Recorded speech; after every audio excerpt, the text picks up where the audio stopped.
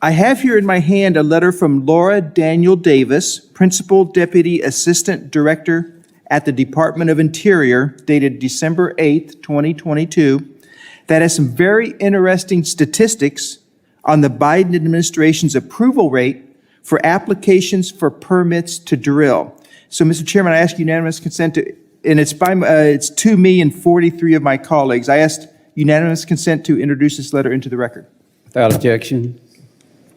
Specifically, in this letter, the Biden administration is taking credit for what the Trump administration accomplished.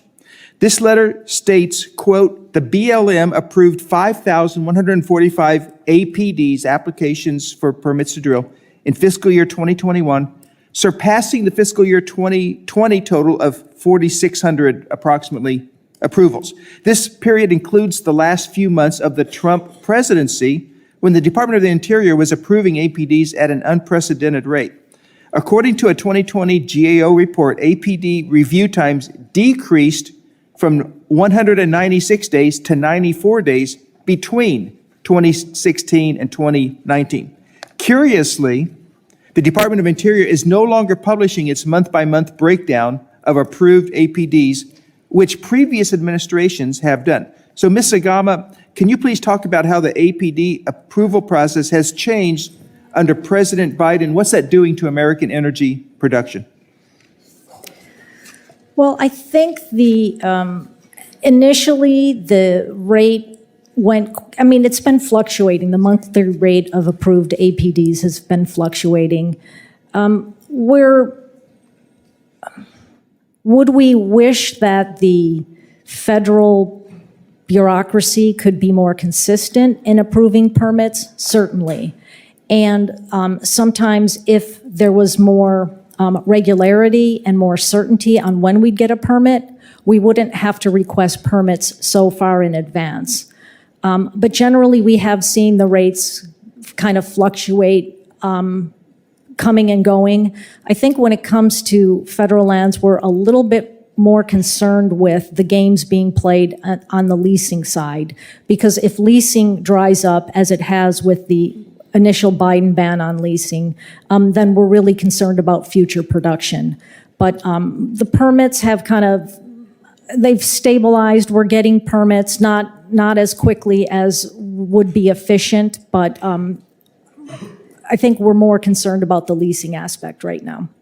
Okay, and a similar question. Our friends across the aisle like to bring up the fact that there are 9,000 approved permits to drill across the U.S., which remain unused.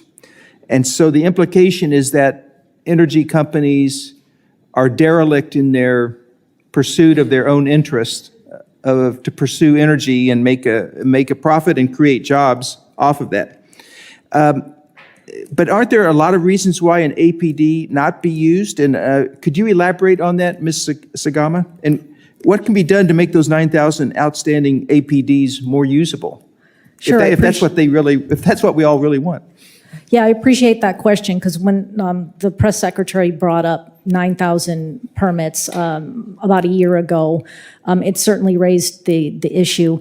There are about 8,600 permits that have been approved that have not been used yet, and that's as of September. So we don't know the actual up-to-date number. Why?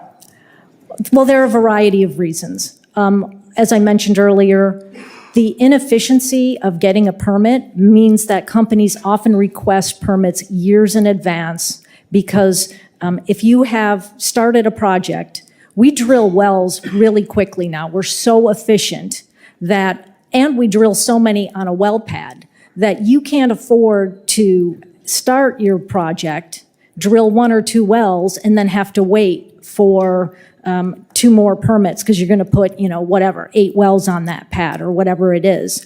So in order to stay ahead of your rig, you need an inventory of permits. And since you don't know if it's going to take 6 months or 2 years to get your permit, you often get those permits in hand before you even start the project and have them in hand for a couple of years in advance. So that's one of the reasons. The other is simply you might be waiting for a right-of-way from the federal government. You might be waiting for, in order to get to your well pad, you have to get across a piece of federal land, so you need a permit for that. You might be held up waiting for an air permit. So there are other reasons that we don't use those permits right away. Or litigation? Yeah, well, we've just had a case last week in New Mexico where a judge called into question about 370 permits in New Mexico. We have litigation from environmental groups on about 4,000 permits in New Mexico and Wyoming. Thank you, Absolutely. Thank you, and Mr. Chairman, I yield back.